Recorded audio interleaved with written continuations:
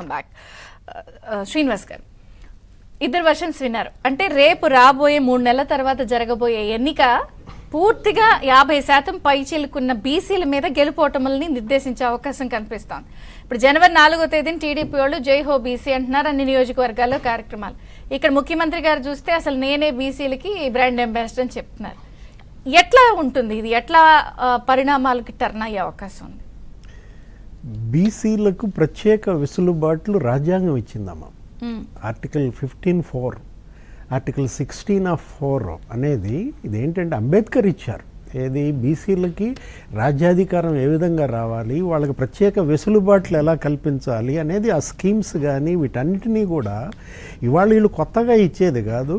కాకపోతే ఇన్నాళ్ళు అది మరుగున పడింది. తెలుగుదేశం పార్టీ వచ్చిన తర్వాత ఎన్టీ రామారావు దాన్ని మళ్ళీ తట్టి లేపాడు. అప్పట్లో విపి సింగ్ ప్రధానిగా ఉండటం కూడా ఆయనకి కలిసి వచ్చింది. వీటన్నిటిని కూడా మండల్ కమిషన్ సిఫార్సులు ఇదంతా కూడా దానిలోనే వచ్చేసాయి.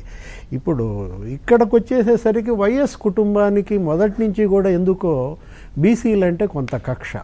అది తెలుగుదేశం ఓట్ బ్యాంక్ అన్నా మరేదో మొత్తానికి రాజశేఖర రెడ్డి కూడా బీసీలకు హాని చేశాడు.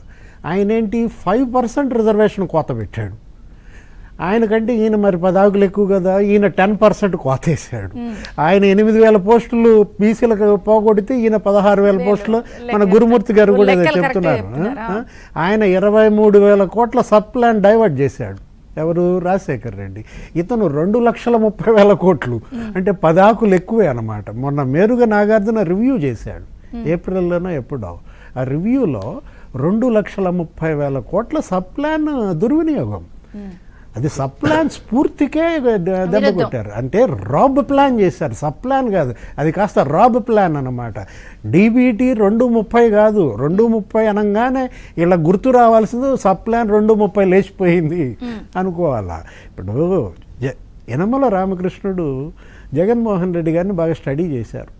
లాస్ట్ అసెంబ్లీలోనూ ఎప్పుడు నాకు గుర్తు, ఆ కవరేజ్కి వెళ్ళినప్పుడు Jagan mind set ostrich mind set అన్నాడు. నాకు అర్థం కాల. తర్వాత విడిగా కలిసి ఏంటి సార్ ఆస్ట్రిచ్ మైండ్ సెట్ అంటే ఏంటో చెప్పండి నన్ను. ఆస్ట్రిచ్ మైండ్ సెట్ అంటే అది కొంచెం రివర్స్, అంటే ఏంటి, నెగటివ్ అన్నమాట. మనం ఏది చెప్పినా రెండోదే తీసుకుంటాడు కానీ మొదటిది తీసుకోడు అనే ఉద్దేశంతో ఇప్పుడు ఇది కూడా అంతే. ఏది ఈ విధంగా ఇప్పుడు మన మిత్రులు అన్నారు ఏమని, వీళ్ళందరినీ మారుస్తున్నాడు కదా. పార్థసారథి గారు చీటీ చించేశాడు, వంశీకృష్ణ చీటీ చించేశాడు, మొత్తం బీసీలందరినీ ఇట్లా చిందరవందర చేస్తున్నాడు కదా. ఇప్పుడు ఆ కడపలో వ్యతిరేకత లేదా? అవినాష్ రెడ్డి A8 ఏది సిబిఐ కేసు ఏదో ఉంది బాబాయ్ హత్య కేసులో, మరి అవినాష్ రెడ్డిని పిలిపించి కౌన్సిలింగ్ చేసి చీటీ చించేస్తున్నాడు అంటాడా? అవినాష్ రెడ్డి చీటీ చించితే జగన్ చీటీయే తిరిగిపోద్ది. ఇప్పుడు వాళ్ళ మేనమా ఉన్నాడు, ఎవరో కాదు, ఎవరు, రవీంద్రనాథ్ రెడ్డి, కమలాపురం ఎమ్మెల్యే. ఆయన 2,300 ఓట్లతో గట్టెక్కాడు. 40,000 మెజార్టీ వచ్చినటువంటి గుమ్మనూరు జయరామని మారుస్తాడంట. 60,000 మెజార్టీ వచ్చినటువంటి సంజీవయ్య చీటీ జించేస్తాడంట.